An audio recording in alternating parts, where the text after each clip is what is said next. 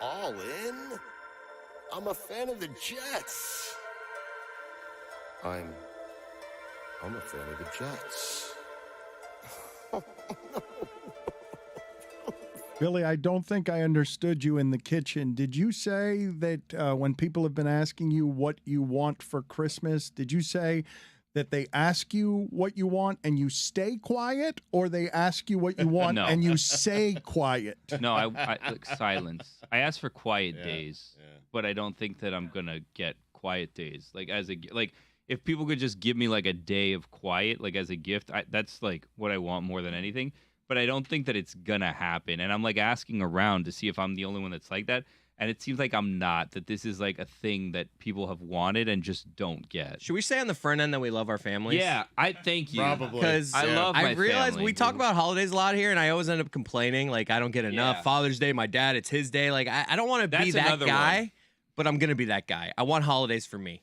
Father's Day is a whole nother one. Like we were talking about that over No, there. but Father's Day is the day where you can ask for that stuff. Christmas, you can't. It's a family. Listen, it's a family holiday. Father's Day is yours. No, I don't need the quiet day on Christmas. Like Right. I would like it. Like you know how sometimes I don't know if you guys have ever done this, but like this is like a thing that was I'd say maybe like 5 or 6 years ago, maybe 10 was like more popular. Like coupon books. Like oh my god, like here's like a coupon and you rip out the coupon and like oh I want like a spa day or whatever, right? Like.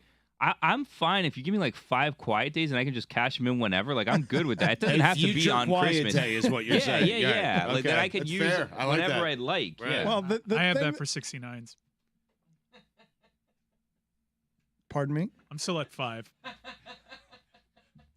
Chris Cody said during the break while you were asking for quiet on Christmas, he said, how does your wife receive that request? Honey, what I want for the holidays is you to shut up. well, Stugotz then went A everything. future day of shutting up, though. Stugotz was saying during the break that the gift he essentially wants on whatever the day is, just leave me alone. Yes.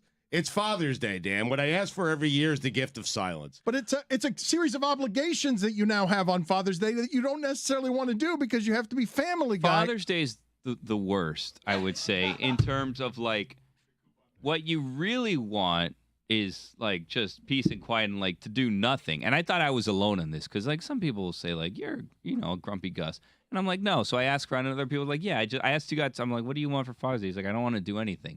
Same, right?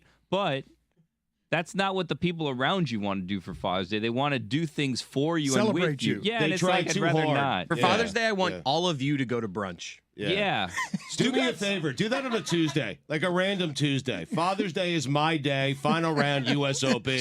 Let me play golf. Let me watch golf. Don't say a word. Go treat yourself to whatever you want. How about that? In the few things that I've learned from Stugotz, I did learn a trick that he was telling me about like years ago, and like Chris just kind of alluded to it, is that Stugotz will buy people experiences that don't include him to make it seem like he's being very generous. Like, oh, I got my wife and my daughter and their friends a suite at a concert. He's like, but I really did it for me because I don't have to go to that concert, and now I can just relax. I just bought painting with a twist for every woman in my family. Right. Really? But you have to go to that probably, Nope. no? No. Really? It'll be a girl's day. The key to that gift is I usually send them out of state, like New York, couple of Jesus. plays. No, I do that. I do that. It's an Really, expensive day. you got to disguise it as a gift for them, but really, what it is, Abby's gonna kill me, is a gift for you. Put it on the poll, please, Guillermo. Are you surprised at all that even Stugotz's gifts to his wife are fraudulent? Well, I mean, That he they're li- real gifts. I mean, They're not for her. They're for you. they cost a lot. There's I no mean- such thing as just because. There is always another agenda. Why don't you go out to Hilton Head? Have a great little weekend. But you say just because. You say just Just because. because, huh? And then when they Yeah. return, you say, hey, by the way, I'm going to the bachelor party in Vegas. Dan, you don't have any moves? Put it on the poll at LeBatard Show. You got some moves, Dan. Come on. You want a little alone day? In Come the on. case of gift giving, is there really such a thing as just because? Sounds moveless. Yeah, he doesn't have a move. Sounds like you'll he's get one, Dan. moveless. Yeah, I mean, you'll I learn. don't. It's early You'll still have a for you. coupon book. Yeah, it's You early still for you. enjoy hanging out with your wife. You guys are making it sound like a person. I don't- That's funny. I find love enjoyable. Yeah. You idiot. Got a coupon book of 5 coupons. I still have 5 coupons, and they're not rollover coupons. Next year, still 5 coupons. I just like, what do you?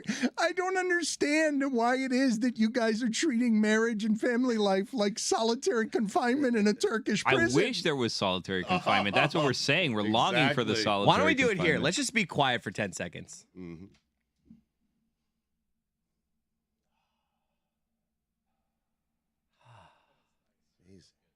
Holy shit. That's like 4 seconds. 10 more. I know. Imagine a whole day. That's what she said.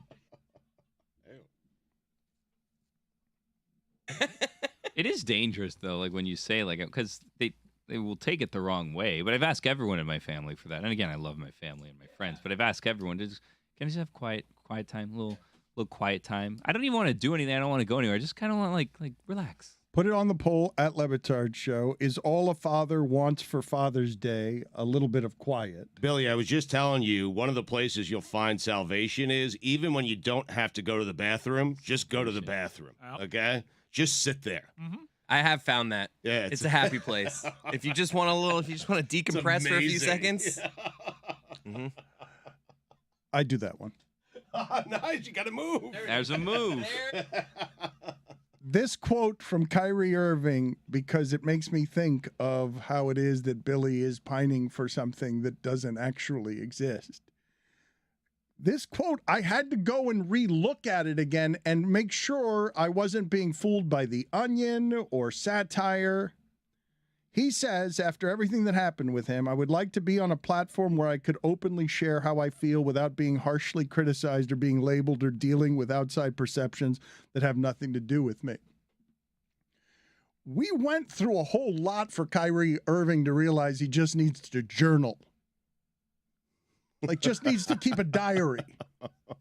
Like, what is he talking about? What platform exists where you can openly share how you feel without being harshly criticized or being labeled or dealing with outside perceptions that have nothing to do with you? Like, that's the internet. There's no such thing as a platform like that. You got to die and go to some place that doesn't exist in order to have a platform. The reason I thought it was a joke is because he's longing for no consequences. Like, to anything. Yes. Same here. Yes. He's He's longing for that. By the way, you catch the NBA PA vice president endorsing a hate group yesterday on Twitter? Yeah, I don't know what he's doing. I would like. You know exactly what he's doing. No, I don't know what he's doing because Jaylen Brown, I'm guessing, when he trusts his entire career to first Kanye and then Antonio Brown as the president of Donda, and now it's him speaking on all these things and not. He has shown you who he is throughout this entire time, and he is actively enjoying every single person making every excuse under the sun for his actions. Quite honestly, I think it's the most racist part of this coverage, is everyone just assuming surely these players don't know truly what they mean. They don't know what the black Israelites are. Let me make every excuse in the book for them. They don't know what they're saying. Jaylen Brown's a brilliant man. He's very smart. A great, smart basketball player, risen to a leadership position within his Players Association. And he still has that tweet out there. You don't think he knows exactly who the black Israelites are when he did endorses apologize. He did say that that's not what he meant. He said because the excuse is there for him. He said not the first time he stepped into it with them, not the first time he stepped into it with this. And yet we're always there making the excuses for Jaylen Brown. He's making his excuses by saying that the quotes I'm reading are about whether they're dressed like a black fraternity or not. He's the one. You say he knows what he's doing. I'm just assuming he's not lying about this. But let's go to Mike Schur here and do our stat of the day. You think Mike Schur buys himself the gift of silence? Yeah, I was gonna ask. I do. Yeah. I wonder that. Mike, I wonder. Do you love your family? I sure do, Billy. Thank you for asking. Get that out of the way Okay, now. so good. All right, We've good. established that now. Yes. Mhm. We were talking just before you came on it for like the holidays, Father's Day, your birthday, etc. That all of us like would just like the gift of silence or just maybe quiet days, and we've unsuccessfully been able to get those. Do you feel the same way, or do you enjoy spending time with your family? I don't really care one way or the other. I'm just happy you're not asking me about Jaylen Brown and the black Israelites. Mm-hmm. That's why we're asking you about this. Right? Great. So keep asking. Ask away. Mike, have you ever sent your family on a vacation and put it under the guise of, hey, this is something for you, but really what it is a gift for you because you get the weekend in the house to yourself?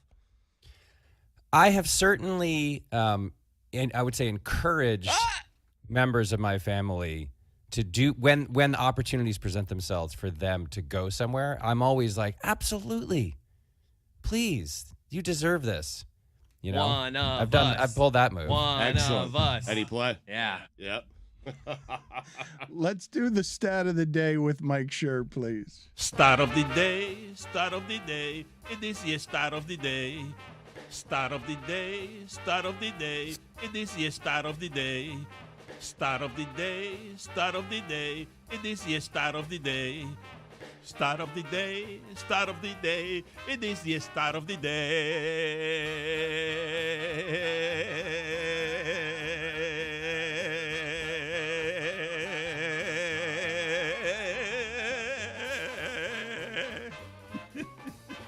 The stat of the day is brought to you by ZipRecruiter. ZipRecruiter, the smartest way to hire. Little behind the scenes magic for everyone listening to this. For some reason, when I do this, when the Stat of the Day theme song plays, I can't hear the music track. All I can hear is Poppy's vocal track. It's like one of those things where you see like the isolated vocals of Linda McCartney or whatever. And it is horrible. Yes, that is correct. It's just horrible. It's just his warbling there's no music. All I hear in my headphones is his warbling voice as if he's doing it a cappella. The show's impeccably produced. Stat of the day. Let's do it. It's Jets Futility Day. Oh, Jesus. Here at Stat of the Day. Mm-hmm. I don't know how much you've talked about this already. The Patriots beat the Jets for the 14th consecutive time. For the game, the Jets averaged roughly 25 inches per offensive play. Mm-hmm. They had 6 first downs, 9 completed passes, and 10 punts. More feet of snow fell in Buffalo in that storm that just hit them than the Jets had first downs. More feet of snow. In the second half, The Jets ran 27 offensive plays and gained 2 yards, not counting a 5-yard penalty on the Patriots. That comes out to less than 3 inches per play in the second half. There are more words in the name New York Jets than they had yards in the second half. It's a game of inches, Mike. And finally, for the entire game, the Jets had 103 total yards. And Cordarrelle Patterson had 103 yards on his kick return for a touchdown. So Cordarrelle Patterson on that one play and the Jets for the game, same amount of yards. Those are some good stats. I want to make Mike Schur and everyone listening to this, I think, feel just ancient right now, fossilized. A happy 53rd birthday to the kid, Ken Griffey Jr. Take it back. Happy birthday to him. I don't care. Good luck. Ken Griffey Jr. Wow. is my age. The kid. I got mad, Mike, in a way I don't usually anymore. When I saw sports do not agitate me very often, but I got viscerally, instinctually agitated the other day when I pulled up ESPN.com to get something, and on the page was a giant celebration as Aaron Judge won MVP of an oral history of him making history, and I thought to myself, what history? What history did he make? Like, I don't understand how. Well, Yankee history, I guess. Okay, fine, but I'm watching still the celebration of what feels like, hey, never mind about that steroid age. It never actually happened. And I was surprised at how angry I got. And I'm wondering if it bothers you to see that sport, the numbers were all contaminated, and they don't get to rewrite the history now just because they don't want their numbers to be contaminated. Yeah, what they did basically was find the specific way that he made history, which was it's the AL home run champion of all time, because Bonds and McGuire and Sosa were all in the NL. And it's like very coded language. They celebrated him they found something to celebrate him for, and then sort of made it about this larger thing, which was, quietly trying to move the controversial seasons of the past aside and present him as your guy, right? As the home run champion. The funny thing was the Judge grew up in Northern California. So whenever he was asked by anybody, like Ken Rosenthal, I think, kept trying to get him to say at some point, I think it was Ken Rosenthal, like that he was going to be the official home run champion, but he loved Bonds. So he was always like, no way, Bonds is the guy. Bonds is the champion. Absolutely. Like he wouldn't do it. He wouldn't play along. So now what you have is this weird thing where the league and the sport was trying to present him as like, maybe since this guy seems like a good dude and everybody likes him and he's a big friendly giant, maybe we can make him the official home run guy, but he didn't want any part of it. So yeah, no, it's annoying. Of course it's annoying. And what are they supposed to do though? Like they're so desperate for a star. Ohtani plays in Anaheim and no one watches him play. Trout, no one cares about. Judge was a 6'7" tall monster who played in New York and broke a home run record. So they did everything they could to sort of move him to the center. I don't blame them, which is also, all of this makes me desperate for him to leave New York. It would be so funny if he left New York. It would be so great. Not just for me personally, but for the sport, which never does anything right. It would be so funny if he went and played on the West Coast and the game started at 10 and no one could watch them and everybody just forgot that he existed. Why were you funny furious? In a bad way, why were you furious at David Samson for saying that the deal that the Mets and the Yankees have not to compete with each other over Aaron Judge, he said it wasn't collusion when it sounded like collusion? Well, he just has this thing about someday I'm going to debate him live on the air. That's a promise. Debate me, you coward. He has this thing he does where he has like, he's so slippery. He's talking about how, it's not, Judge didn't lose any money if they colluded. Judge didn't lose any money because the Giants are still in it. And it's like, well, that's not accurate. If there were 3 teams bidding for your services, you're likely to make more money than if there are two teams bidding for your services, first of all.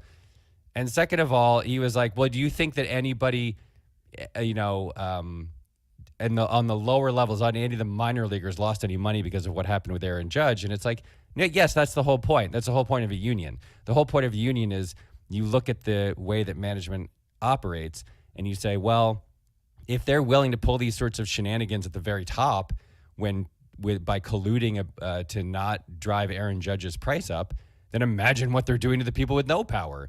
That's why unions were formed, is because the members of an organization that have no power get screwed more than the people who have a lot of power. So just everything he says is absurd. It's completely skewed as you would expect to be the position of management and ownership.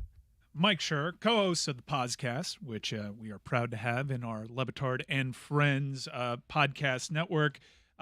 You are a noted comedy writer. You've been gifted with several awards. I thought arguably your best work came this past weekend when you wrote FIFA President Gianni Infantino's speech welcoming the world media to Qatar. I mean, you had some real zingers in here, something to be really proud of. I have very strong feelings.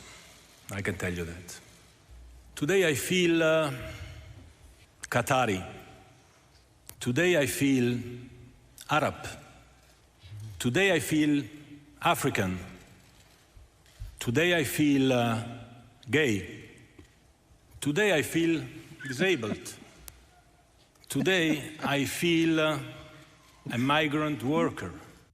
He really set himself up for the man I feel like a woman line, but he never actually got to it, which was, I mean, if he must have cut that after I gave him the draft. I think he cut it at the last second. He really should have ended with, man, I feel like a woman. Bum, bum, ba-da, and then just a whole review after that. Legendary. Yeah. It would have been legendary if he had done it, but I guess he got cold feet at the last second. Tell us about the weekend on Twitter and Trump being allowed back on the platform, Kanye back on the platform. This is the only social media you use, correct? Yeah, now I don't use it anymore. I went dormant when that happened over the weekend. I just sort of was like, I can't do this anymore. No, you're quitting. Yeah. No, come on. I'm not deleting my account, in part because I'm afraid that someone will just name themselves Ken Tremendous and pay $8 and get a blue check mark and start tweeting all sorts of racist shit or something. But I'm not like, this isn't like a huge stand. I didn't make a huge announcement or anything. Like I'm not pounding my fist on the table. I just don't want to hang out there anymore. It's not fun. And the problem isn't Trump. It's Elon Musk. Like Elon Musk, he said he bought Twitter because he hated the fact that there were all these bots that ruined the experience. That was one of the things that he talked about. There's too many bots and I want to do something about it. Then he announced that there was going to be no official decision making about people being restored to the service until there was some kind of content moderation committee that he was going to form. And then he just threw up a poll that said, hey, should Trump come back? And polls, of course, are the part of Twitter most vulnerable to bot attacks. And by the way, I saw one recent audit of Musk's followers that showed that something like 70% of his own followers are bots, which means if he actually cared about bots, he would maybe do something about that. So the poll comes back, whatever it was, 52-48, and he lets Trump back on. If he cared about either bots or actually considering the big questions about who gets to use Twitter and who doesn't, he obviously would not have done it that way. And it's everything wrong with that guy. He's hypocritical and capricious and chaotic, and he's been living in a right-wing echo chamber where people have been complaining about bots and whatever, shadow banning and the limitations of free speech and blue checkmark elitists and all that made up crap. And he has come to believe all of it. He buys all of it, hook, line, and sinker. He buys it. And he's just not like thoughtful enough or smart enough to understand that in the social media world, blue checkmarks aren't elitist. They're just ways to verify that the person is who he or she says he or she is. And he's also not sympathetic enough to understand that people don't want to hang out somewhere where they're constantly being harassed or getting death threats. And he's just a dope. He's a dope. And because he has this phalanx of fanboys who applaud everything he does, and who ascribe genius to everything he does, no matter how stupid or incoherent his decisions are. He has no reason to believe he isn't an actual genius. It's Pat Riley and Parakeet Cortez. That's what's going on. He's Pat Riley. What I was gonna say, yeah. and he has this army of Parakeet Cortezes who just are like, you're a genius, you're amazing, great job, you're incredible at this. And so why would he ever believe that he isn't amazing? Most offensive thing ever said to Pat Riley. Cortez is so in your head. He is living rent free. It's unbelievable. It Doesn't live rent like free. that. I charge him $8 a month. That's it, though. You're done. You're not grandstanding. It's just unpleasant enough that a place that you used to enjoy, you just won't enjoy it. It's exactly what I thought was going to happen, which is he's so desperate to have Trump come back. He's posting like Brokeback Mountain memes. He's a child. He's a 12-year-old child, and he's running the place like a 12-year-old child. You know what I keep thinking about is the Cybertruck debut, which looks like something a 12-year-old boy would draw. And he was like, here's my new truck. Check it out. It's amazing. It's got shatterproof windows. Remember this? And then he had this demonstration where they threw metal balls at the windows and the windows shattered. Of course they And then did. he had to do the rest of the demonstration on the stage live with this thing had shattered windows. And like a normal person would have some humility, I think, would develop humility in moments like that. But instead, he just doubles down on the idea that he's infallible because he's got this fan base that's just like cheering him on no matter what. Like, that's so humiliating. He brings out this absurd Minecraft looking truck that he's designed because he's a 12-year-old child. And he's like, the best, it's a tank and it's got shatterproof windows. Watch, hits them with a metal ball, they shatter. That should have been the end. He should have just walked off stage and been like, sorry, we'll try again tomorrow. And instead he just goes like, who cares? Like, it doesn't matter. It doesn't matter because you guys all love me so much that nothing bad can ever happen to me. I think I kind of like that though. Like, whatever. The glass broke. We'll keep doing it. Funny. Doesn't matter. But next one. Mike, The here's next what one I don't shattered. understand. If you like the platform, it's up to you whether or not it's an enjoyable experience, at least as far as I'm concerned. Like, if you just want to read what you want to read, look at the videos that you want to look at, retweet compliments, all that is still available to you. I mean, just use it for good things, for good, for positive, not for negative thoughts. Look, you're not the only person to make that argument to me and other people. And I understand that that's true. It's a radio station that you can program, right? You can see only what you want to see and interact with only what you want to interact with. But there's two problems with it for me personally. Number one is I'm not like strong enough, I suppose, to completely tune out all that stuff. Like I have to like respond to it. I can't see annoying things or things that I think are awful or bad treatment of other human beings and not want to get in there and mix it up. That's the first thing.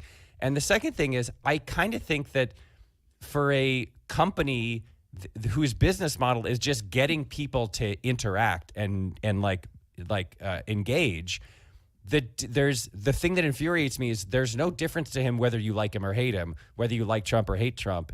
It's like it's all engagement, it's all clicks, it's all usage. Like, and you see him now bragging about how, Twitter usage has never been higher. We're getting the most page views we've ever had or whatever. That's part of the problem here is that it's this kind of amoral situation where it doesn't matter whether this is a racist Nazi troll that everybody is like jumping in and attacking or like a beautiful pretty song played by like a fourth grader at her piano recital that everyone's like, oh my God, this is so cute. Those things have equal value for Twitter. And so I can't quite reckon when it's being run by a child who like pals around with Nazis and racists and is like begging Donald Trump to come back when the reason Trump was banned was because last time he was on Twitter, he incited a riot in which 6 people died.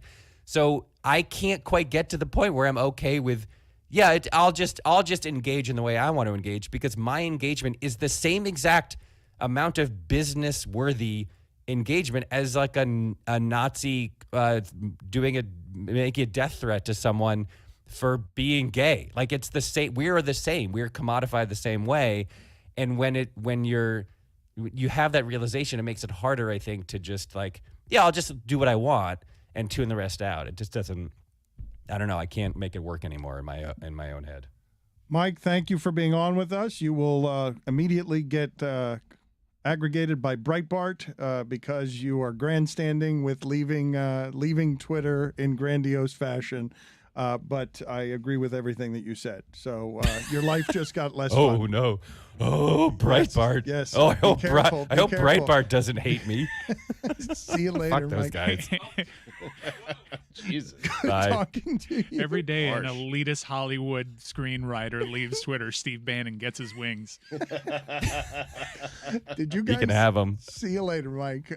Did you guys see? I had a question. I saw a video over the weekend from the Venezuelan Winter League.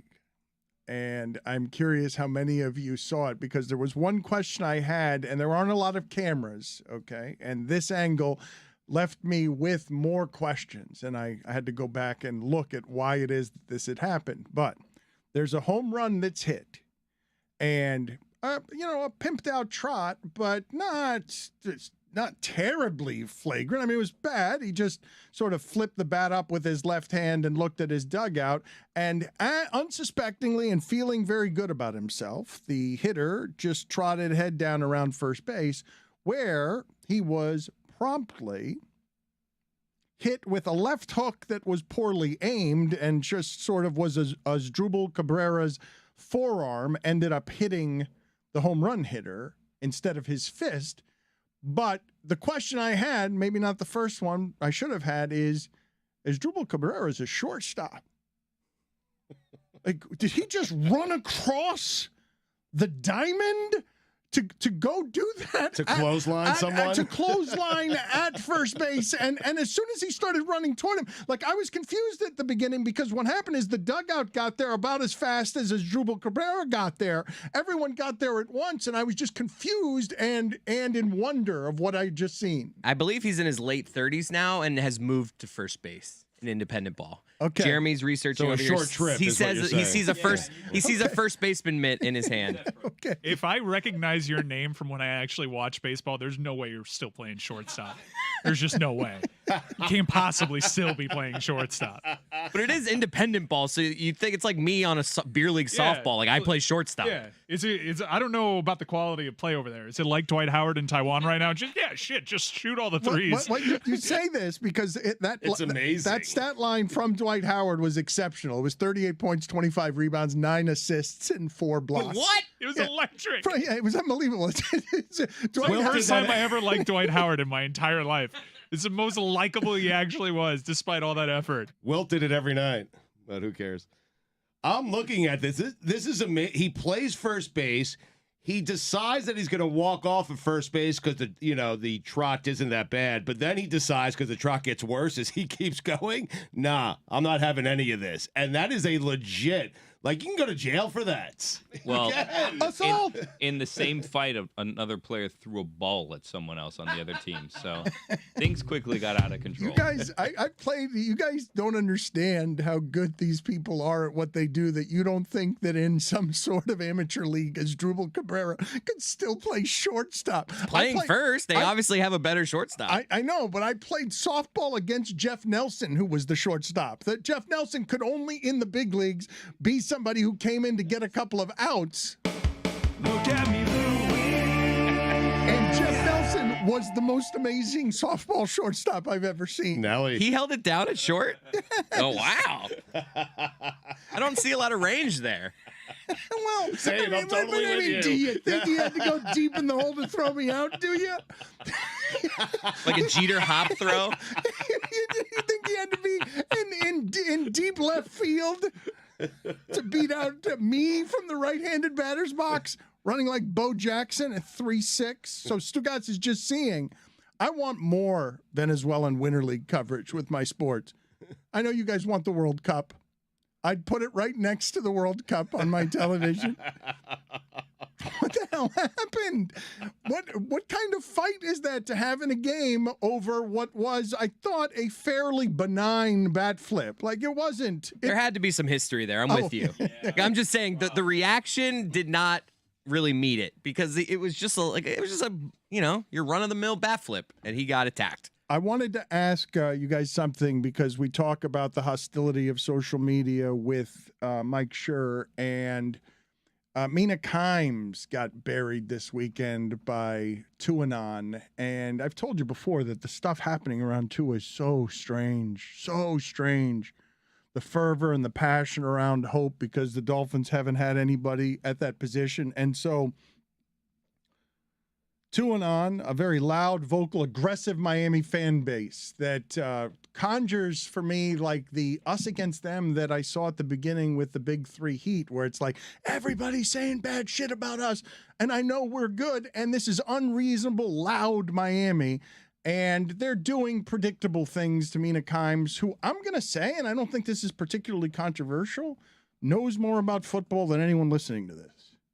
Like, anyone listening to this studies it, works it, cares about it, and knows, and just asks questions of people who might know more than her about things. And the dragging is so intense, and this should be the fun part of sports, right? It should be to be able to yell at an opposing fan base and everything else. But then it escalates to this just unreasonable, cruel, and angry place that's misogynistic and dismissive of what she can possibly know. And it's just baffling to me that this thing, which is something that should be celebrated in Miami because, God almighty, look at how the Jets played yesterday. Mm-hmm. What a misery to be the Carolina Panthers. It's even a misery, honestly, to be the Atlanta Falcons, where you don't know whether you're right in the mix, Dano. Okay, but whatever. You don't know whether you actually have a quarterback. Well, you don't have a quarterback. You have Marcus You don't Mariota. even know if you have a future because you have to get that position right. And there's so many teams in the sport that don't have that. So we've been arguing passionately about this guy, and the quarterback evaluation stinks, so it comes down to wins and losses. So now Herbert is a lot worse than Tua, and Herbert still does the things, the mutual things of doing bad things late and also making two throws that only two human beings ever could have made. and you're like, holy shit. In the history of civilization. That arm, in the history of throwing things. You see two throws in that game where you're like, that's why everyone falls in love. Yeah. That is such a wondrous thing to behold. Just the giant arm. What if he's like a Harlem Globetrotter? You know what I mean? Like he has like a really good arm, but isn't like a really good quarterback. Like Curly Neal is not a great NBA player, correct? But like a great Harlem Globetrotter. You know the names of the Harlem Globetrotters? He knows one name. A couple. He might know a Wait, second. you know a second? He might know a second. He must. Give me a second. I mean, I'm not here to, show off not gonna how take much a I know quiz. about the Harlem Globetrotters. That's what my dad does whenever you call him on something. I'm not going to take a quiz. It's But this occasion- it's company like- was named after one. I mean, When That's I'm right. previewing a college football Metal game, I'll Arc mention Lemon. one player. There's no team in the NFL that stinks more on 3rd and short than the Chargers. It's so weird. The last few games, it seems like they're always 3rd and short and they can just never get it. You can just not get to 3rd and short like some of the other teams that are going on right now. But it seems nowadays like most teams, it's just they get that first down. Like the Chargers just are weird. And They're a weird team. they have Austin Eckler and Keenan Allen now. Again, it doesn't make any sense. I thought the Chargers looked more like themselves last night. Another moral victory for the Los Angeles Chargers as they look good in a loss. But they finally look like the team that you expected them because they were not for the first 10 games. Mike Williams has had a high ankle sprain for 7 years.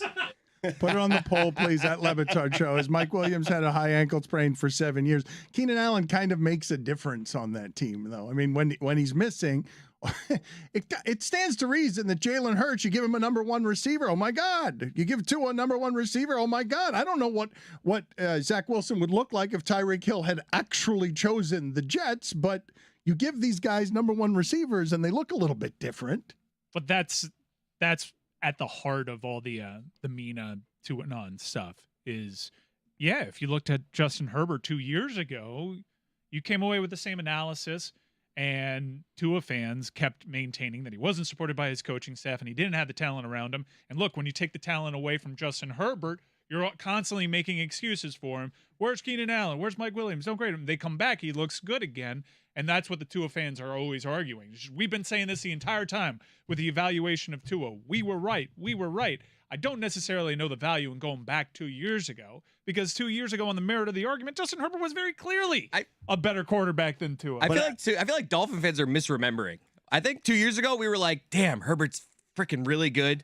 But Tua's good too. He can be good too. They can both be good. But I think what Dan's objecting to is why do we have to take it to such a level on Mina, on other people? People are the worst. But I would say this, Dan, the guy is clearly good, and what you hear from the media is people making excuses as to why it is that he's good, or we haven't seen him do it on the road in the playoffs yet in cold weather. I guess what I'm asking He's got 18 touchdowns and 3 interceptions. I guess what I'm asking you is why does all of it have to be covered in so much bile that there must be an accurate percentage of the respect and credit given on the pie chart to McDaniel, to Tyreek Hill, to Jalen Hurts? Yes, Tua looks better when you block for him, and he has a good scheme, and Waddle's not his best receiver anymore. Yes, yes, people are going to improve under those sets of circumstances, but why must we break down 100% of the credit goes to Tua? You disrespect him when you dare to say that Tyreek Hill is having the best season we've ever seen from a wide receiver.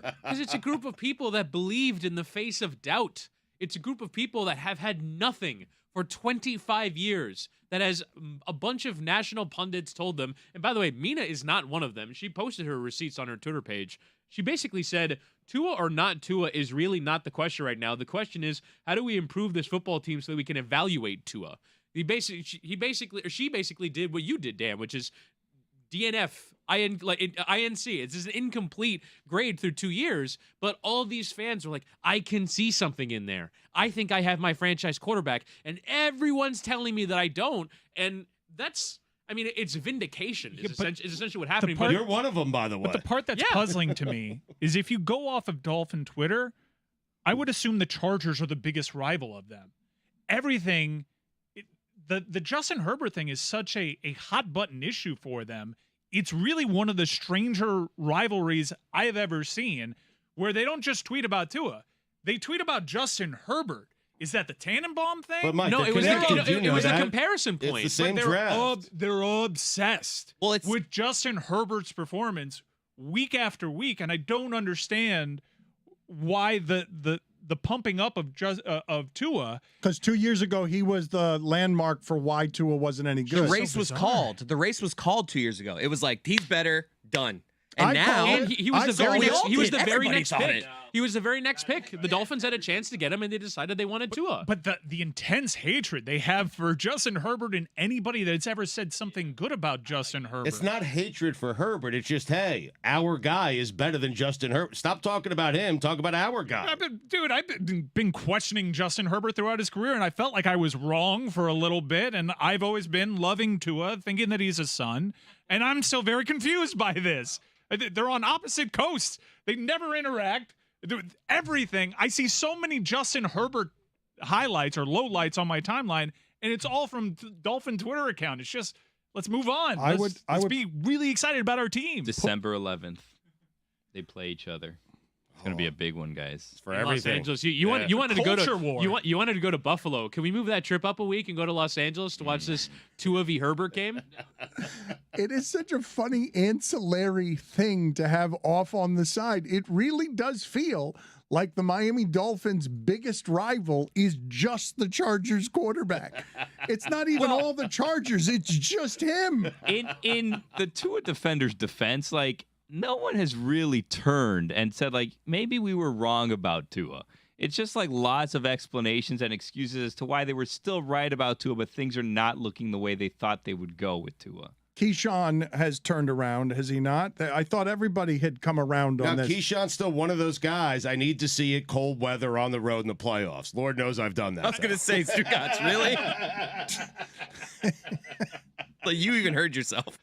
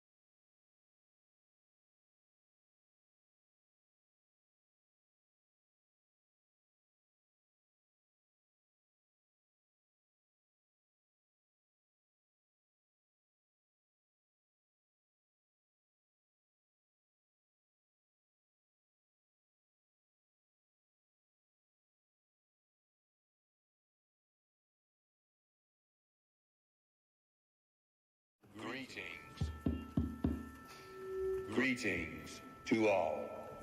Welcome to 2022. Omicron is on the run, and away it went. But oops, there goes gravity, and here comes a new variant.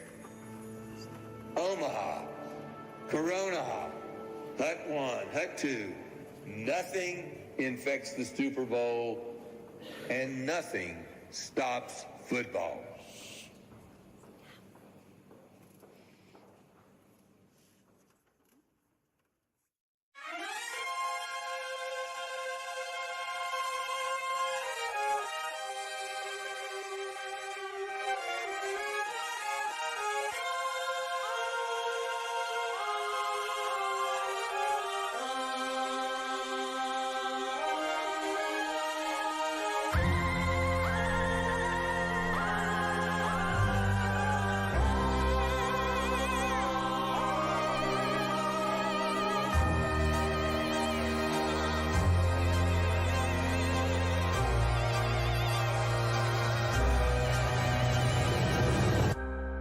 Racism, greed, trauma to brain and spine.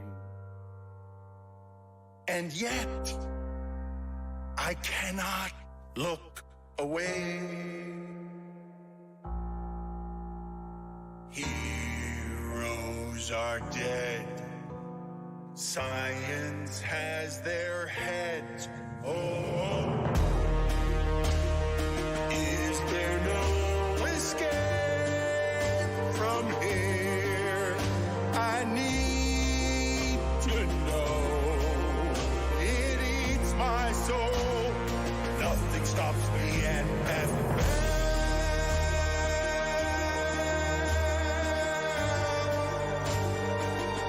Is this heaven or hell? I can't tell.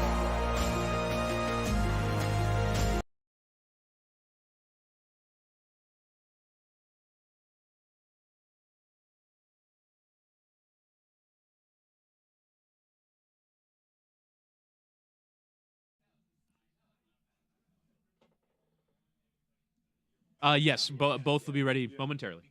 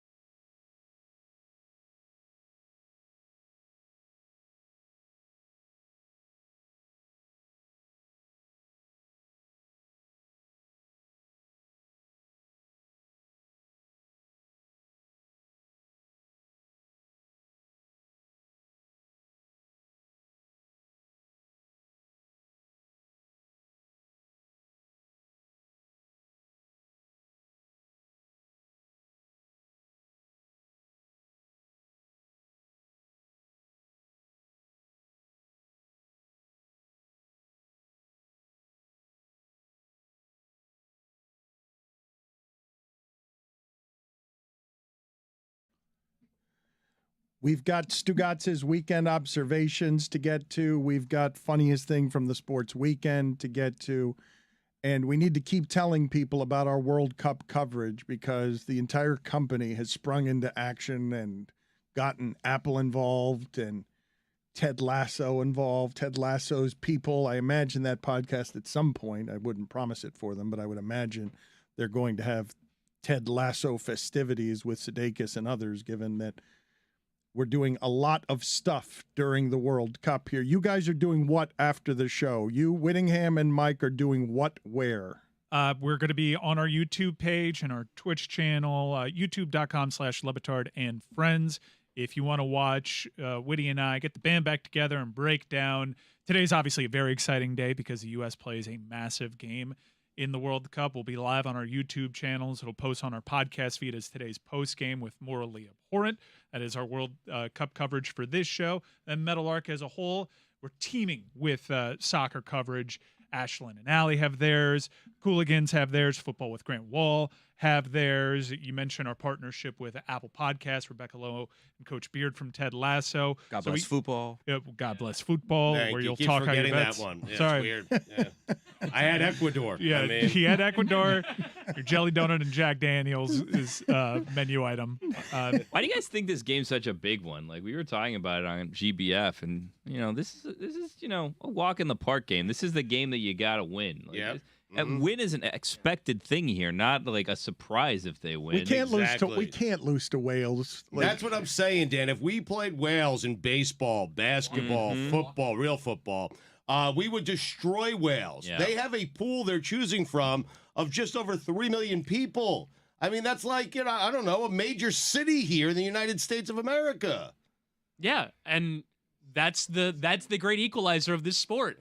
Hard as we try, we still kind of suck at it. Play with 11. What? Yeah, we didn't make the last World Cup. We've done okay in the last few major tournaments. We've won a couple, but now it's time to sort of determine whether or not the U.S. has made any kind of a step as a team that can be a team that's competitive. And in you the don't think they knockout did? rounds. Yeah, who's this we you keep saying? What do you 'Cause, like, mean? you're rooting actively against America. I'm it sounds like. I'm wearing a shirt that says USA on it. 2 shirts I actually. saw that Mike say tweet USA that on he's them. going to take Wales. Yeah. Yeah, we'll probably take in Wales a and not U.S. lose. jersey. Yeah, I'm still going to root for my guys. I would love What to are be you wrong. even wearing it for? Why are you guys wearing these jerseys if you don't believe? I do. I believe that we will win. I will. doesn't I will seem sing like that. it. I will sing that. But I don't. think But you you chose know the what your other mouth team. is. I mean, You chose the other team. You don't believe. I think that the value is in I Wales. believe. That we're not gonna come out of the group. I almost. I believe that. Stugotz, you know how in I am? I almost bought a hat. really? I almost bought a U.S. soccer hat this weekend. Why didn't you? I'm still on the fence. I don't know what color to get. And I was gonna buy the jersey, but that's a little pricey. Yeah. Let's win a game. I believe that we. I feel like they should send me and you jerseys, being the only actual U.S. supporters. Oh, they will. I believe that we will win. I believe that we will win. I believe that we will win. I believe that we will win. Iran, good defense. Mike has bet that Wales will not lose. Is the bet that Mike has made? Yeah. So I believe that we will draw. If that game ends 0-0 and Stugotz gets to come in here tomorrow Soccer's dead. and tell us that soccer is dead because you've been telling me for 20 years that we're dear going to get Lord, good at how this. will I be able to handle Stugotz being one note about soccer? And I will Ooh, tell you this, my what God, a nightmare. God forbid, because I believe I have bet the United States of America today. Yeah, Me Red, too. white, and blue. Yep. I believe they will win 4-0 today. How about that? Yep. Couple of goals, park the bus, call it a day. Yeah. I mean, how about that? Let's play the sound at the center day. of the moral conundrum that people will conveniently put aside because not us with our morally abhorrent coverage, but yeah, but we're still covering it. So We it's are morally covering- abhorrent in name only. but We're are still watching this shit. Yes, we're still watching it and covering the holy hell out of it. And I thought to myself yesterday, Stugotz, when I saw someone sneak in alcohol underneath what looked to be a can of Coca-Cola, I thought to myself with a yelp, don't do that. Don't do that there. Yeah, vape 9 years in a penal colony for Brittany Griner, and next thing you know, you're being traded for an arms dealer. I think that was one of those fake internet things. I'd seen that before, and I don't think New England IPAs are readily available in Qatar. I also, for me, is a dangerous game, though, to dance. The one that I was scared of was the Ecuador fan that stood up at 2-0 and turned around to the Qatar fans and started doing the rubbing fingers together. Oh, what did this money get you guys? You looked like you. And then being yelled at. But then did you see the propaganda piece right afterwards where the fans made up? And there was a very awkward hug where it was just propaganda. The Ecuadorian fan with his family is just surrounded by Qatar fans, and he's like, yeah, it's just the game of football. It's bringing us together. Force smile. We're all good here, Qatar. Thumbs up. That was wild how the first 5 minutes of that game, everyone was convinced the fix was in. Because there was a very controversial offsides call in that game, and I was sending witty pictures. I am like, there's something going on here. I was like Billy. I was like, something doesn't smell right around here. The thing is, it was offside, but to have the video evidence show up a convenient 5 to 10 minutes later just speaks to all the crazy, kooky conspiracy theories. There was a report. I don't know how reputable it is. It's from a journalist that covers football in that part of the world, saying that Ecuadorian players were approached with $7.8 million bribes to lose that game. So naturally, when I'm looking at it, I'm like, okay, Qatar to not lose might be a safe bet. But one thing that has been proven, I don't know what the hell I'm talking about, and I should just listen to Stugotz and Billy because their coverage has been right. This being a Winter World Cup has totally thrown me. I'm so surprised by the goal fest. Yeah. So surprised by the goal fest that happened in England and Iran. I don't know what to make of a Winter World Cup. It's going to take an adjustment period. Let's go Netherlands to win. Let's play the sound of our friend John Amaechi talking about some of the details that have to be forgotten in order for us to continue cheering and ignoring and making rationalizations for what it is that Qatar bought. There's a question about what World Cup players and officials should be doing in response to the obvious and blatant human and civil rights violations of the country where the World Cup is being held. I don't think it matters what they do. I'm not particularly supportive of people who have earned lots of money by supporting that regime, but it's already happening now. Every benefit that was wanted is gained. The 7,000 to 12,000 people who died building those stadiums are already dead, and they can't be undeaded. Their families won't be reimbursed anymore because of any statement made. It's too late. The last 2 World Cups have been held by Russia and Qatar. If there was a moral position in football, it was murdered years ago. I'd love for players to educate themselves, to understand that the very stadiums they're in are tombs of the dead, and to examine how they feel about that as they kick the ball. I'd love for officials to speak out eloquently about the fact that they don't think that gay people should be hurled from buildings or stoned or sent to camps to be re-educated to be straight. But it's all too late for this. It's too late. Principle isn't preserved because we're willing to talk about how bad the partnership is that we've engaged in. Principle is preserved by not engaging in the partnership. And there are people out there who say, well, if we don't liaise with people who have kind of dubious regimes, then we'll never have any World Cups. Well, there's the principle. There's a regime that's sending gay people to re-education camps, and somewhere between 7,000 and 12,000 people have died in the building of stadium that may never be used again. Yeah. Speak out, don't speak out. It's too late. Seemed to me that you guys were watching the World Cup while that sound was playing. Game just started. Kind of caught what he was saying, and I kind of heard it as license to watch, since we're not changing anything. It's too late. Anyways. It's too late. Yeah. It's too late for me to listen to a minute and 50 seconds about what we already knew, because Senegal, Netherlands just kicked Did he off. watch the England game? Ooh.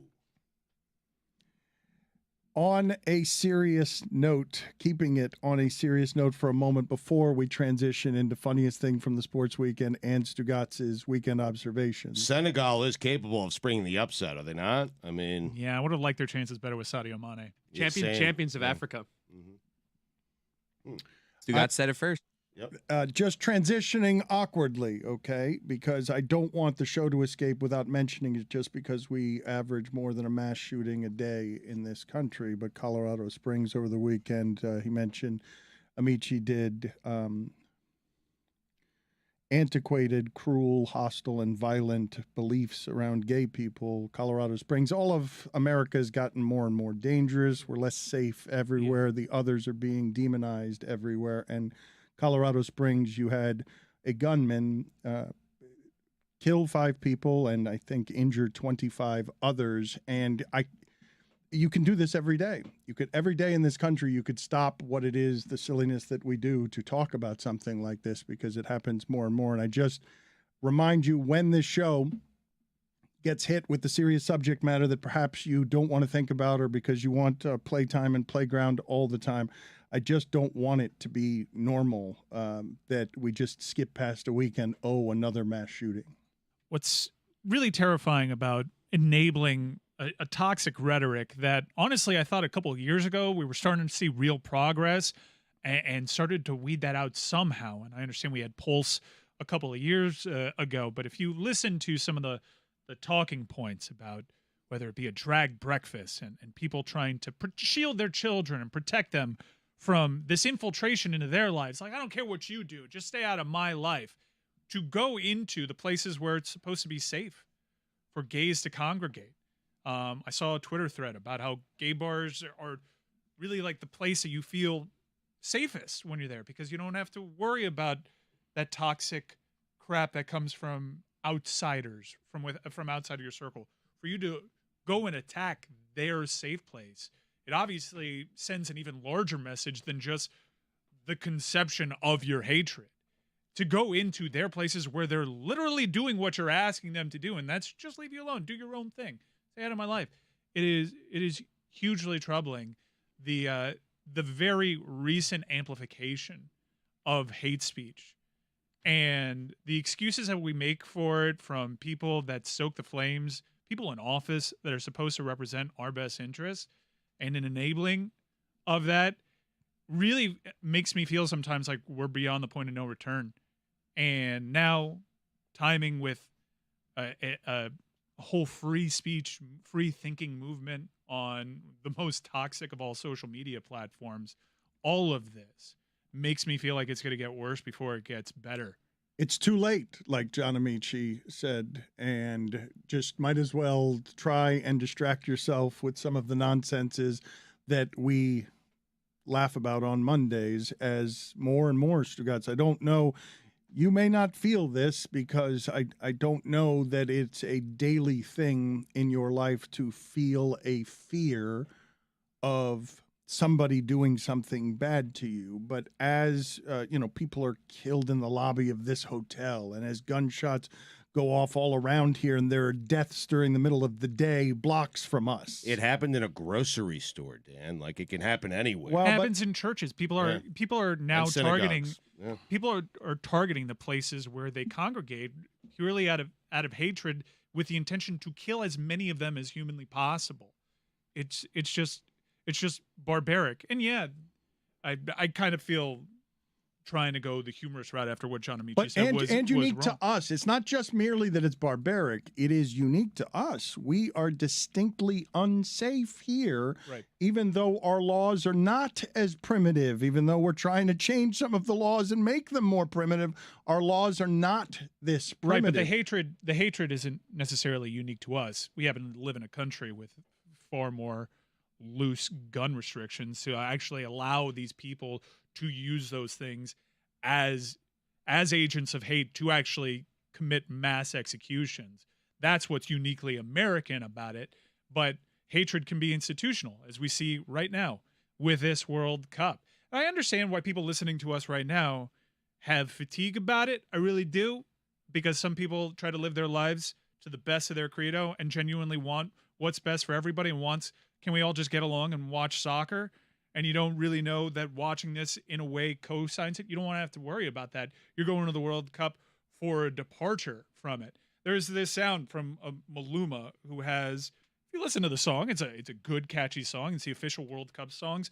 official World Cup songs never used to be this politically divisive thing. But now for Nicki Minaj and Maluma to sign off on this when other artists have said, no, we're not going to do that, it's an indictment of your character. And some of them don't even want to answer the questions about it. They get merely insulted that you're asking the question because they're just here for the soccer. Enjoy soccer. The party of soccer is not actually something that I have to be involved with. I'm here enjoying my music and beautiful life playing soccer too. But can you understand just people who gonna say that by the very presence of you here, you're like helping whitewashing I understand. the, Do I have to answer that question? You don't have to answer. Actually, one of the specific things I asked not to be. Okay, I'm just asking that people are gonna ask. You don't do that. What the problem? I mean, You're rude. I'm rude. Yeah. Why I'm rude, Maluma? I don't think. I think that this is what people say. This is what people think. Gotta take a page out of Flo Rida and Pitbull's book, by the way. Pitbull diffuses the whole thing by saying, I don't get into politics, I call it politricks. And you move on. Mm-hmm. No one has a rebuttal for that. Yeah. It is the wisdom of Pitbull to just sprinkle some cologne on it and It's politricks, and you just nod your head. Like, yeah, I guess it is politricks, Pitbull. And you just move on. I'm not falling for your politricks. Let's go ahead and do Stugotz's weekend observations. It is time for Stugotz to share his game notes. No one in the media will tell you what happened better than my boy Stu. Weekend observations brought to you by Miller Lite. Great taste, 96 calories, available for delivery. Dan, I don't know what to tell you. Actually, I do. If he was on the Jets, they would be a legit Super Bowl contender. Underappreciated in large part because of the color of his hair. But there he was, yet again yesterday, going 21 of 25 for 260 yards, 3 touchdowns, no interceptions, while leading his team to a much-needed win over the Super Bowl champs and getting his team very much back in the mix in the NFC South. And Dan, for a record 14th time and the second time this season, make no mistake about it. Gotta be kidding me. Andy Dalton is back. He's got to be over the next closest one by at least 10 instances. The Red Rifle. I've made no mistake about it each time. I will never write him off because I don't want to make a mistake about it. Which soda would he be if he were? Is it just the generic store brand soda that you wonder who buys the lime soda drink? But it will make. He's Czech. He's Czech down cola. Or Publix cola, right? The check down cola. It's good. I just got it when you said it again. Yeah, that's Thanks. why I repeat it. I repeated appreciate it for yeah, you. Yeah. Publix was not necessary. 4:25 p.m. Kirk Cousins is a totally different human being. It's an imposter. Who is that? It's funny though, man. Like that. He's awful. The Vikings. What a fraud the Vikings are. When does a great team ever lose like that at home? I think the Arizona Cardinals have made the Super Bowl against the No, Pittsburgh that was on the Steelers. road. That team would lose. Well, the 50. Bills lost to the Jets at home, right? That team would lose but getting 50 to blown 10 out at home. No, I don't that think so. way Yeah. though, Stugotz. Yeah. That's a tough one. Dominated at to home. Get that Yeah. blown out at home. I gotta go through it. I think the Tampa Bay Bucks had a Sunday night football game against the New Orleans Saints the year that they won the Super Bowl, where they got blown out At home? Yeah, I think it was a Sunday night game that was just ugly for the Tampa Bay Bucks. Jeff Saturday, that one had to hurts. The final play of the TCU game is exactly what their entire season has been like. All of it. It is. It's so true. World Cup action today, Dano. United States and Wales. Nothing like a little cupcake to ease into the World Cup for the old red, white, and blue. Should be a whale of a time for Team USA. Dan, you know what the capital of Wales is? I do not. Cupcake City. Wales. More like snails. What's the matter? Good one. Thank you, Bill. So bad. What do you mean? Cupcake City. That was pretty good. The Super Bowl champion. This Wales enough. The Super Bowl champion Tampa Bay Bucks lost at home 38-3 on Sunday Night Football, and everybody wrote off Tom Brady. And Stugotz was there to warn you. Yep. And now I'm warning you about USA and Wales. You guys keep telling us how good Wales is, and I'm telling you, cupcake. And it was very nice. I mean, whoever creates the draw, very nice for the United States of America, because you need that to ease into the World Cup action. Well, what's your keys to the game today? Keys to the game is score goals. Score goals and then park a bus. Those are the keys. But the key to parking a bus is you have to score the first goal or two. Then you park the bus, right? That's why Iran couldn't park the bus today, because they allowed a goal early and then there was no bus parking. Put them in the back of the net, Mike, and let the bus do the rest. God bless football. Mm-hmm. Leave Patrick Mahomes a minute, and what you've left him is a lifetime. Such a stupid observation. I mean, but it's true. But an accurate one. An accurate one. Ryan Tannehill, winner, except in the playoffs, where he's a loser. Tennessee. I don't know what they are. I mean, what do you mean? You do know they will grind their way to 7-3 every year, punching you in the face until your face is ground beef. They were the 1 seed last year. The 1 seed. Mike Vrabel, as an underdog, is the most irresistible force there is in football. I know. Never make that. He's like, remember how random Todd Herman was at Texas, where you're just like, never make him a dog. Yeah. He should, if he were an underdog every game, they'd win the Super Bowl. I made the mistake this week. That's why you took it, right? Short week? LaFleur versus an underdog Vrabel? So upset. The easiest call ever. Yeah. Man, Green Bay is bad, dude.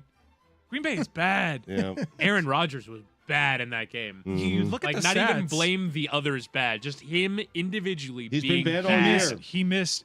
I know can't overlook. I'm gonna make an excuse for him.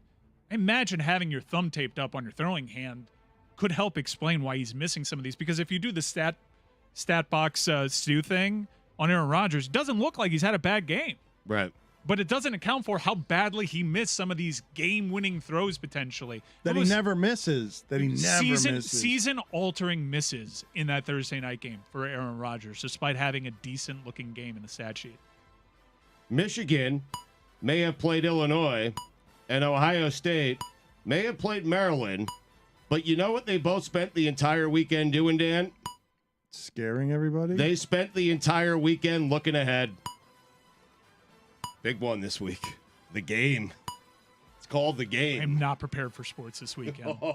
Too much. It's a great weekend. It's a rivalry weekend in college football. You have the World Cup going on. You have NFL. You have NHL in season, NBA in season. It's insane. It is. It's a great week. How's the committee going to explain Alabama over TCU? We're so close to this. I can taste it. Whoever the TCU head coach is, college football coach of the year, collision course, Coy, the Horned Frogs. Who is the coach? Wasn't it Gary Patterson? Sonny Dykes, right? What? Yeah. Yes. And Lincoln Riley's brother is the offensive coordinator. Seems Get to be out of doing a good here. job there. Now it's all making sense.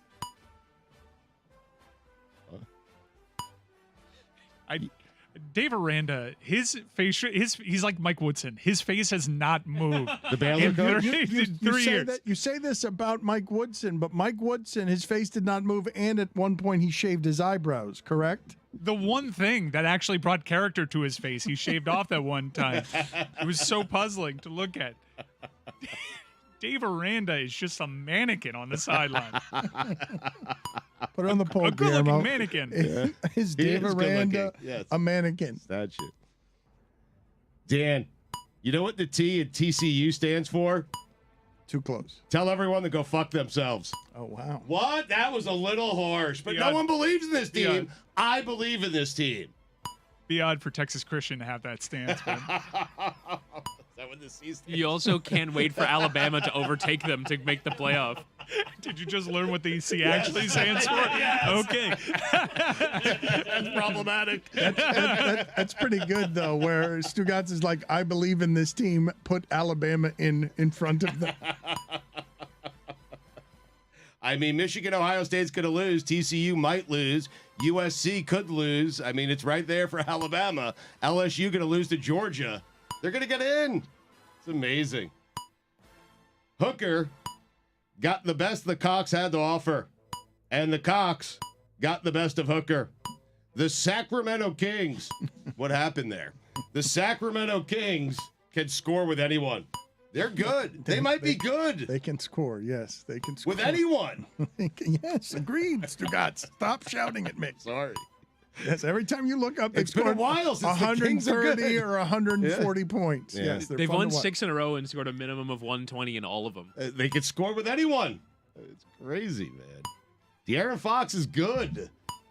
Sabonis, ridiculous. Is he on their team? Yes. All right. The Jets really took a game of inches to a whole new level yesterday by averaging 2.88 inches per play in the second half. I hate them. Clint Kubiak called plays for the Broncos yesterday because Nathaniel can't hack it. Also, nepotism. You know what the E in Ecuador stands for? I do not. Easy money. Oh, you take him yesterday? I did not. Oh, easy money. Should have listened to God Bless Football. That game was over after 6 minutes. You saw the obvious difference between the two teams, and it's like, oh, even if the Qataris managed to successfully bribe Ecuador, it wouldn't have worked. The Ecuador players like, I can't even fake to be as bad as these guys.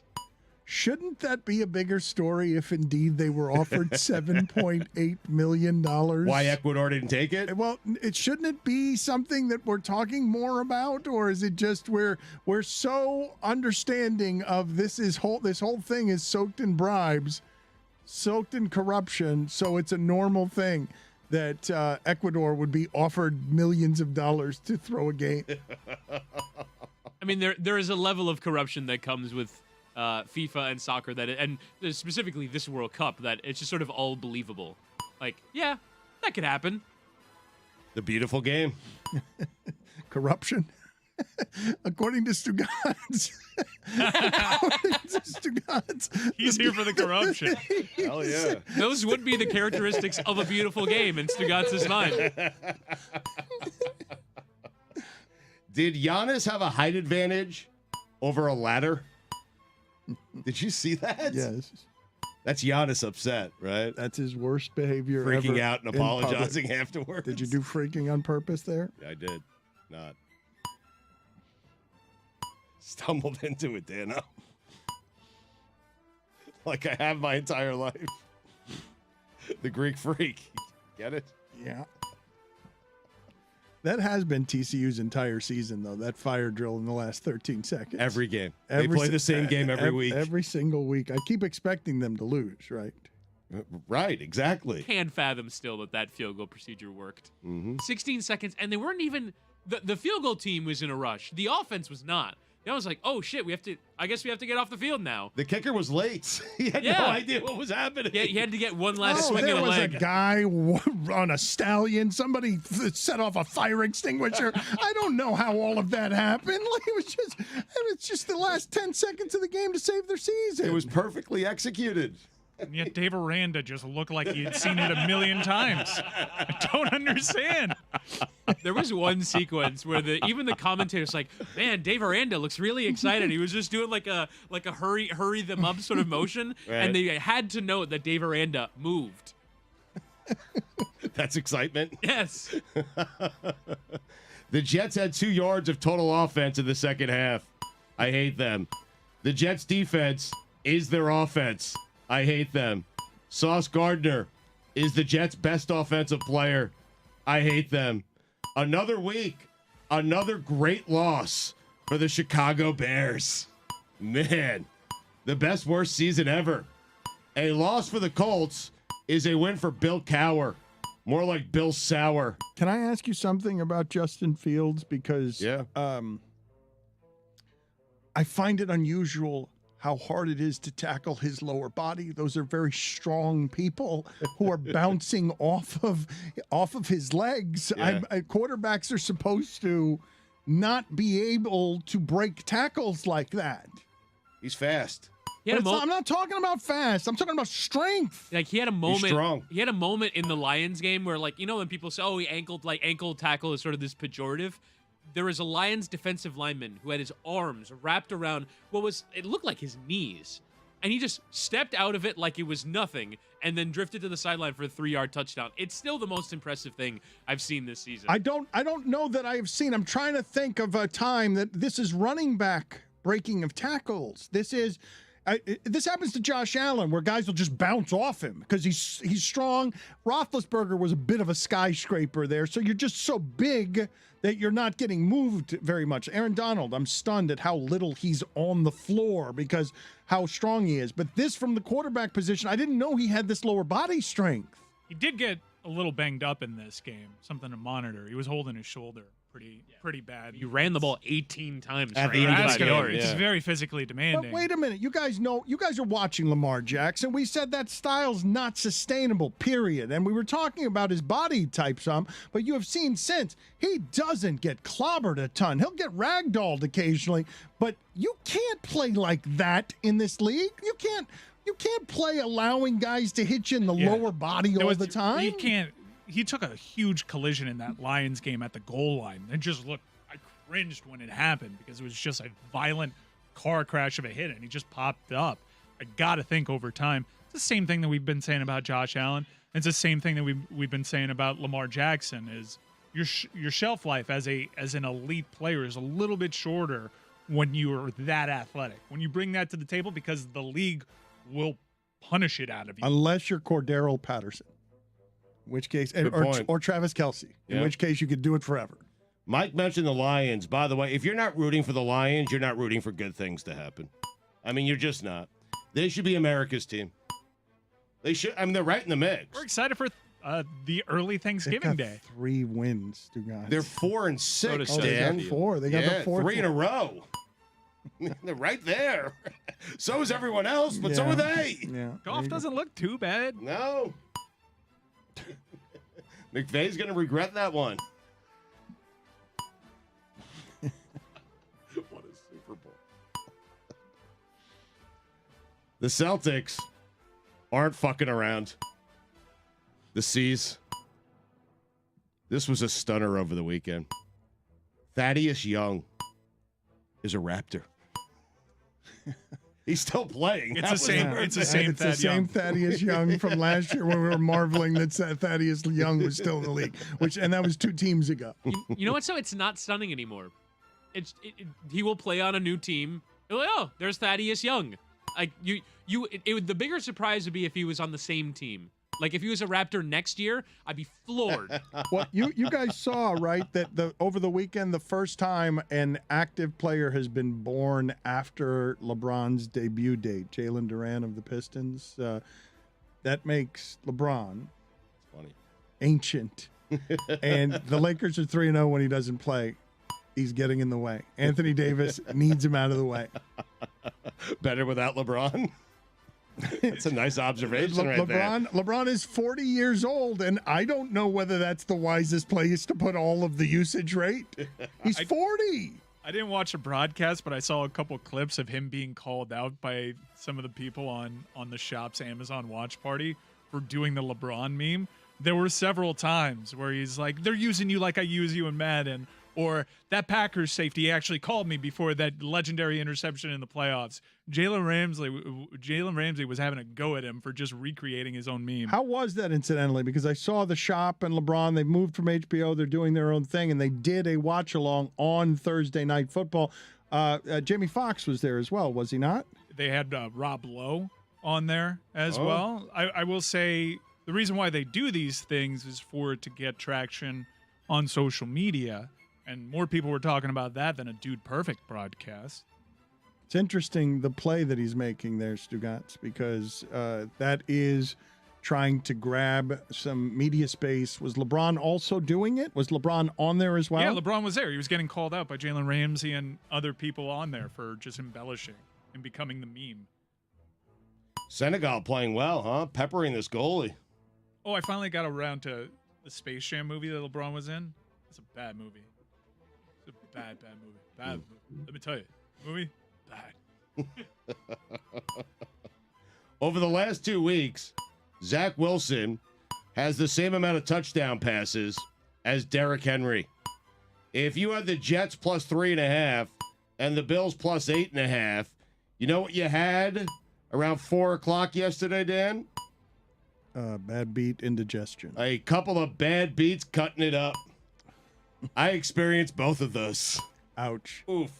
Sorry. That's every Sunday. You're not sorry. I've had for the last 10 years. The thing that can't happen. I can't tell you how often the thing that can't happen happens. Every weekend, I get my soul crushed. I'm talking to the television. I'm like, one time, can't that happen in my favor? The worst one still is the Atlanta defense. That linebacker running back with the ball and just dropping it. Mm-hmm.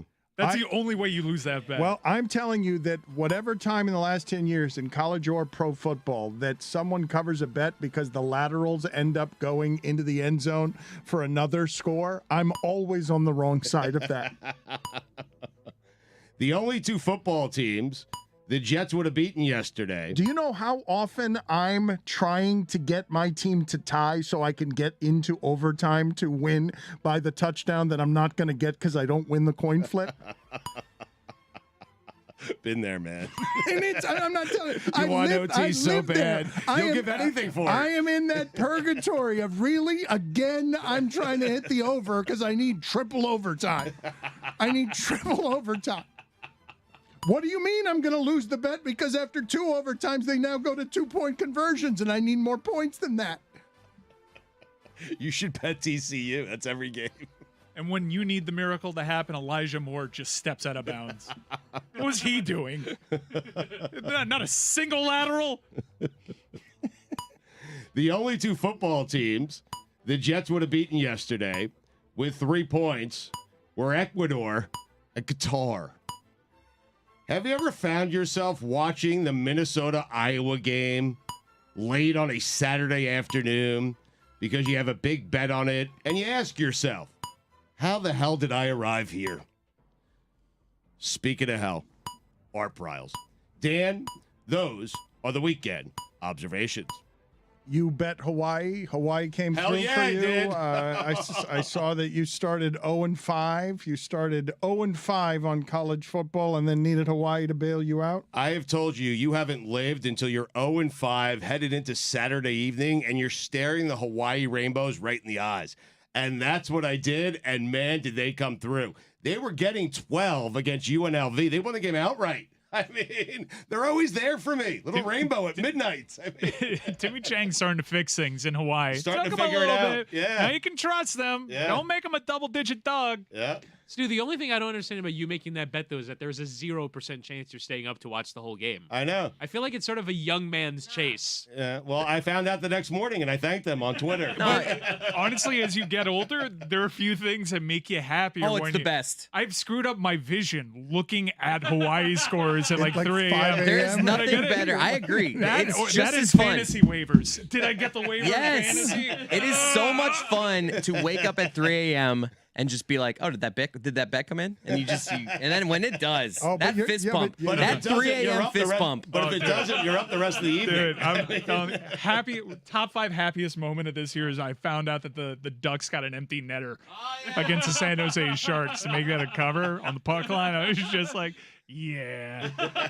Chris Cody, you are doing the feel good of it. But what you're forgetting as Mike wonders about his eyesight, 4 o'clock in the morning, you're stumbling around in the dark, you're trying to stare at your phone. Did I get sclerotic? You only want to wake up so much, you want to be careful. And now you've lost the bet. And you know what happens then? God, I'm such a piece of shit. Yeah. You like that feeling. The losses just roll off me. I don't feel them anymore. You never feel more alive than when they're taking the chips away. I feel like yours is more of a pivot to what's the 8:30 Premier League game that That's I can right. bet on. Put in that early parlay so I can sleep in. Let's do funniest thing from the sports. We're all weekend. lemons.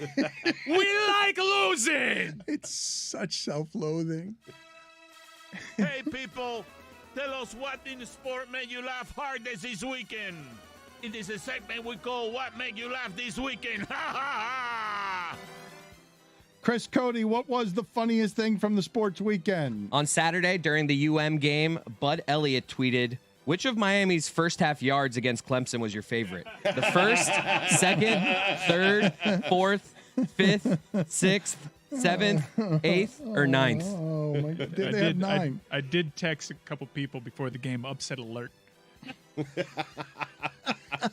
I had officially put Clemson on upset alert. I love how you have the memory of a goldfish when it comes to the University of Miami. Every time. Oh, we were close to covering this one. 8 first half yards. 8 or 9? This guy tweeted 9. I'll look it up. I thought it was 8. I think he gave him too many. To be fair, it felt like 13. It was only a 3-score, or it was a 2-score game when the Hurricanes scored to make it 26-10. And then they flashed. The Clemson got a first down. They flashed the first downs graphic on the screen. It was Clemson 19, Miami 5, and I'm like, I didn't watch most of this game. I was like, 5 first downs. It's the fourth quarter. How? The Jets would have killed for 9 yards and 5 first downs. They would have won a game. They had 2 total yards in the second half. Two total yards. Negative 12 yards passing. Imagine me watching that and then seeing USC, UCLA play offense. It just comes so easy. I don't understand. I don't understand. Every college football team is just getting 35 points. It's just so goddamn easy. I can't get 35 yards. Billy, what was the funniest thing from the sports weekend? 77-year-old Henry Winkler getting really excited to meet 27-year-old Patrick Mahomes, who I looked up, and in a previous interview with Rich Eisen, he said Patrick Mahomes is his hero, which I didn't know you could have a hero that's 50 years younger than you.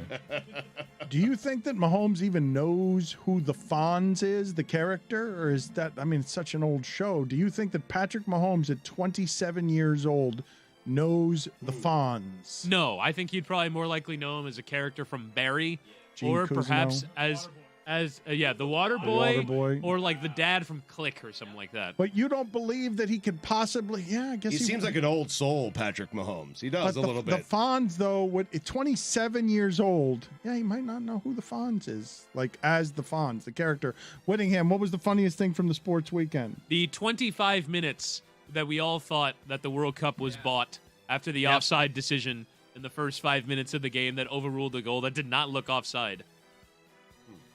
You guys just jumped right to conspiracy. And how long was the replay? Was it 25 minutes? Actually, it was a fairly brief replay. It was too brief. So that's why it was all funny business. It was going like a on. 45-second replay. Normally with the VAR situation, the referee sort of points to his earpiece, and he's sort of waiting for the VAR to sort of tell him what to do. And so I thought it was going to be checked for a foul in the build-up, but they're checking offside, and they literally just tell him it's offside. So he puts his arm up, and it's offside. And you're like, wait, what was offside? And they don't show you an image that was offside until like 10 minutes later. And you're still like, wait, did it? So it came off the goalie's fist and hit the Ecuador player in the head. And that's when he was offside. And like, you're still trying to piece this together. All the while, you're basically wondering, did Qatar buy this decision? I have a naive question.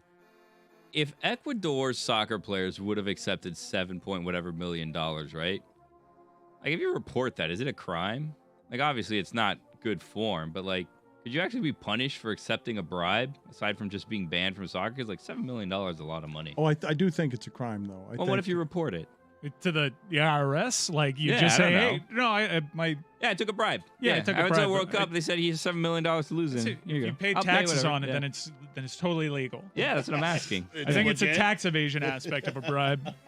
The government wants its cut? Yeah. Yeah. If you're going to be corrupt, make sure the government gets its cut. As long as you pay off like your fair share of taxes, I feel like that's all that they really care about, right? I think that would be criminally prosecuted. Well, that's what I'm asking. In what court? What court of law? The FIFA court of law? If you take the money and you're saying declare Soccer it on, court? declare it Yeah. on taxes. There is Declare such it a as thing. income, right? He's saying just take the soccer shame and take the money. Yeah. Right, pay And your give- taxes. Yeah, Uncle Right. Samuel his cut, and we're good. I don't know who Ecuadorian Uncle Sam is, though. Neither do I. I don't know what their tax structure is. Mike, what is the funniest thing from the sports weekend? The Vikings in studio entertainment department putting up a picture of a porn star as someone was doing a salute to service, not knowing that they put up a picture of a porn This was star. good, Stugotz. I am getting vindicated at every turn by people being fooled by these things. So the Vikings Jumbotron puts on the Jumbotron what seemed like a heartfelt message. Thank you for your service of a person he was alleging was a family member in uniform, but it was a male porn star.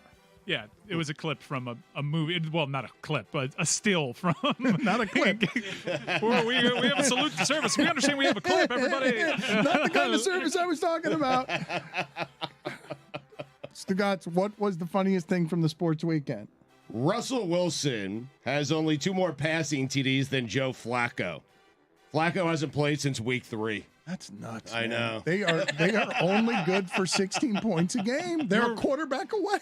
We were all rooting for the draw in that one too, because Nathaniel Hackett said before the game, somebody has to win this one. And then someone almost didn't win that one. A walk-off. The Raiders, you can't. How is Devontae Adams that open at the end of that game? How does that happen? How are they not better?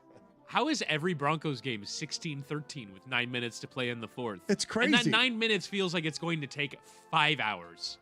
What a special kind of purgatory Russell Wilson is in, where he's just wandering the earth between heaven and hell. 16-13, 9 minutes left that never end. I'm going to go with the Jag Stadium getting 121 code violations on its concession stands. They've only got 29 concession stands. There were a couple of dead rodents and 159 droppings found. That's good for Jacksonville. Who had to count those droppings? The health You think inspectors, I your imagine. job is shitty. I'm surprised it's so clean.